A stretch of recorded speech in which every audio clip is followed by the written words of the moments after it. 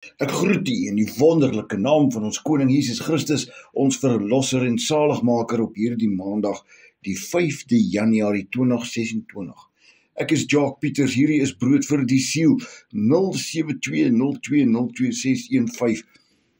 Hierdie is natuurlik ons eerste oggend Brood vir die Siel vir 2026. Ek is so opgewonde vir wat hierdie jaar gaan oplewer en ek hoop elkeen het 'n voorspoedige nuwe jaar en dat hierdie jaar vir jou ook baie vrugbaar sal wees in die naam van Jesus Christus. Dit wat jy aanpak in sy naam, dat dit vir jou vrugbaar sal wees en dat veel vrug sal dra vir jou. En mag die Here natuurlik ook jou pad vorentoe oopmaak en mag jy die wonderwerke vind in jou lewe wat deur die genade van Here Jesus Christus in jou lewe daar is. En natuurlik sal jy ook die begeerte hê om hierdie jaar te groei in Christus soos nog nooit tevore nie. Ek voel dit is baie belangrik dat ons hierdie jaar absolute tyd moet maak vir die Here, dat ons 'n besluit moet maak, dat ons wil meer leer van hom, dat ons onsself moet bekragtig in sy woord, want soos baie van ons weet, soos wat die Bybel ons leer, en soos wat die profesies van die woord ons leer, nie van ander mense nie, maar van die woord ons leer, weet ons dat ons leef in die laaste ure van die woord van God, soos hy ons waarsku. Die laaste ure, nie meer die laaste dae nie, maar die laaste ure. Neem dit in ag en bekragtig jouself met sy woord, want onthou die wapenrusting van God, Efesiërs 6 vers 10 tot 18, is met die woord van God. Dit is die swaard. Dit is die swaard in die gees. Dit is die woord van God. So sonder die woord van God het jy nie 'n swaard nie, kan jy nie terugbeklei nie, kan jy nie staande bly nie, kan jy nie die houe afweer nie. Dink daaraan. Bekragtig jou met die woord van God.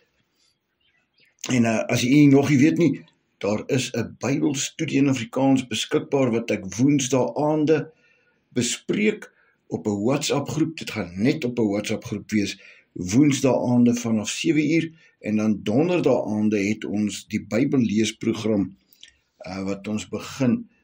Natuurlik, ons is vandag al reeds op die 5de dag.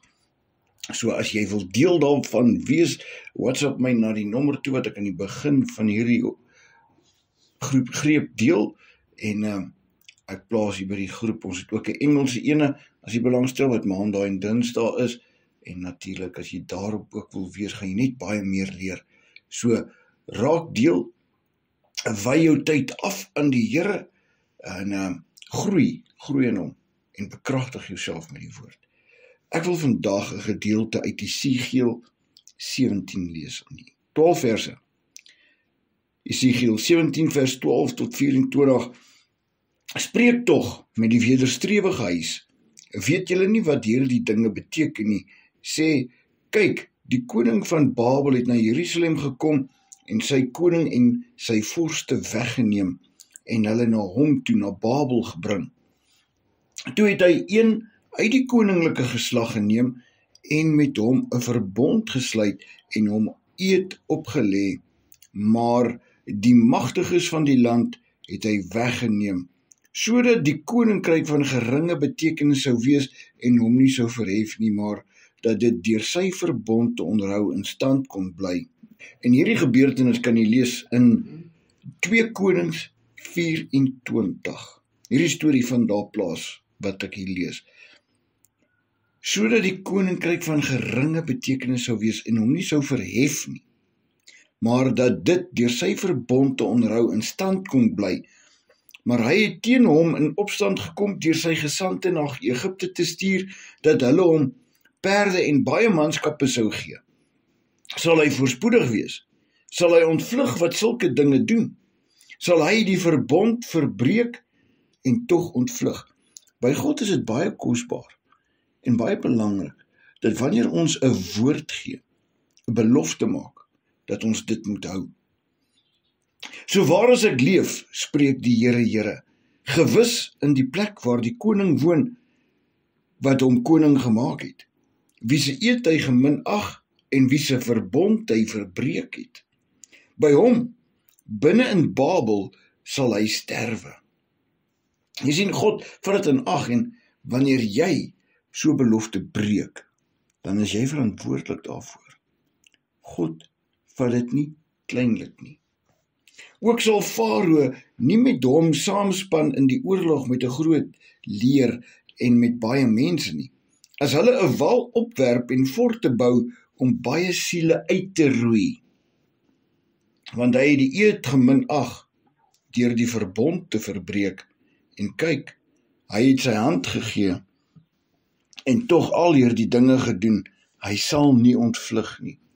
So wanneer jy 'n verraaier is, wanneer jy sulke dinge doen, soos wat hier geskrywe staan, moet jy versigtig wees, want God vat dit nie kleinlik op nie. Daarom, so sê die Here, Here, so waar as ek leef, ek sal gewis my eed wat hy geminag het, en my verbond wat hy verbreek het, op sy hoof laat neerkom. En ek sal my net oor hom uitsprei, en in my stryk sal hy gevang word, en ek sal hom na Babel bring en daar met hom na die gereg gaan, weens die troubreek wat hy teen my begaan het. Die troubreek, sien, dit is 'n belofte. 'n Belofte is 'n troue. Dit is 'n gelofte. Dit is iets wat ons nie kan breek nie, en hy het dit gebreek. Hierdie persoon het dit gebreek met die Here. En al sy vlugtelinge en al sy leer sal deur die swaard val.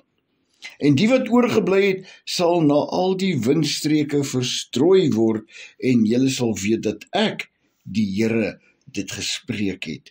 So sê die Here, Here, dan sal ek self van die verhewe top van die seder 'n steggie neem en dit insit. Van die boonste van sy looitjies sal ek 'n teerpuntjie afpluk en self dit plant op 'n hoë en verhewe berg.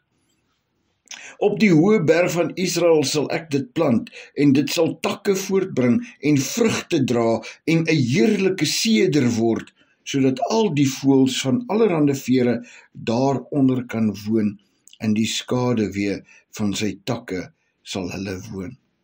En al die bome van die veld sal weet dat ek, die Here, die hoë boom verneder, die nederige boom verhoog, die groen boom laat verdroog en die droë boom laat bloei. Ek, die Here, het dit gespreek en gedoen. Luister weer na hierdie laaste vers 24. En al die bome van die veld sal weet dat ek, die Here, die hoë boom verneder. So ons kan onsself nou vergelyk met die bome. So as jy jouself hoër ag as ander, moet jy weet die Here sal jou verneder.